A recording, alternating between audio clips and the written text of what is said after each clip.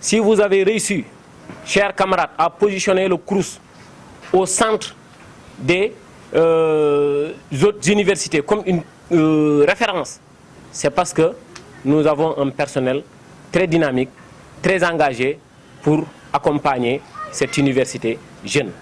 Alors, chers camarades, qu'il me soit permis de vous remercier vivement et de saluer votre engagement. Les manquements au niveau, en tout cas du Centre régional des œuvres universitaires et Dakar, sont une liste énorme. Et on peut en lister. Déjà, la question des locations. Le CROUS est en location. Pendant combien d'années les chantiers pour rejoindre nos campus locaux sont en cours, mais on tarde vraiment à réceptionner ces campus locaux. Et chaque année, le budget très très faible alloué au CROUS ne suffit même pas pour gérer le fonctionnement, et au-delà, on essaie d'assurer vraiment la question des locations. Et en termes économiques, malgré ce budget très très faible, cela s'appelle de la gabegie. Nous n'avons pas beaucoup d'argent alloué au CROUS, mais nous gérons également la question des locations. Ça vraiment, il faudrait que nous lancions un appel solennel au président, son Excellence le président Bassirou Diomaye Diakhar.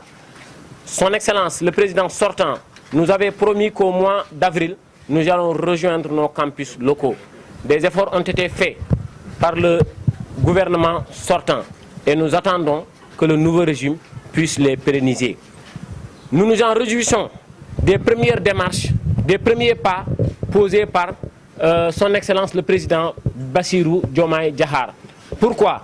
Dès son installation, il n'a pas attendu que les syndicats aillent vers lui, mais c'est lui-même qui s'est adressé au monde des travailleurs en disant ceci: vous êtes la colonne vertébrale de toute une administration, donc tâchez d'être très rigoureux et très dynamique en utilisant ces termes djoub, djoubel et djoubanti. Ici au Centre régional des œuvres universitaires et sociales, je pense que djoub, djoubel, djoubanti, c'est notre credo. Donc s'il en est ainsi, c'est parce que nous avons un personnel déterminé. Mais également, il faut le dire, malgré les manquements cités plus haut, nous avons un directeur vraiment que nous saluons sa manière de manager l'équipe. Parce que pourquoi?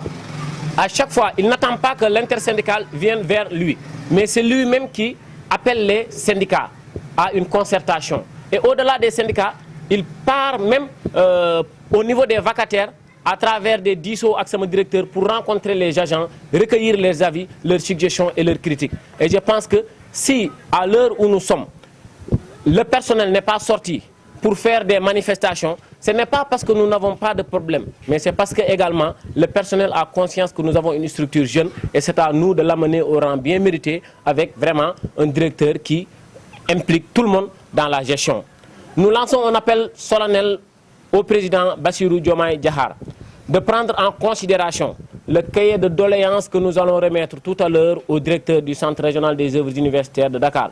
Et nous osons espérer que le directeur va remonter l'information auprès du ministre que nous attendons dans les prochaines heures à venir. Et que ces doléances seront prises en compte pour prendre consciemment des difficultés que les agents du CROUS sont en train de vivre. Au-delà de la subvention, qui est vraiment d'ordre, en tout cas très très très difficile, nous avons beaucoup de difficultés, à savoir la généralisation des indemnités des logements.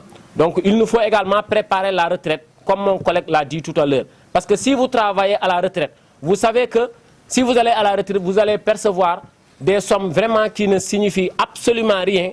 Ça peut vous pousser à retraiter avant l'âge même de la retraite.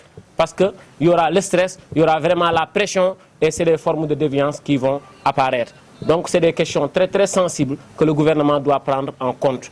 Nous, l'intersyndical, nous serons en tout cas des syndicats force de revendication, force de proposition et non force de contestation. Mais nous attendons vraiment que le gouvernement s'engage à accompagner le Centre régional des œuvres universitaires du Sine Saloum. La faiblesse allouée, du budget alloué au CROUS, depuis combien d'années nous sommes en train vraiment de faire des va-et-vient pour rien que pour payer le personnel. Donc c'est un budget très très très insuffisant.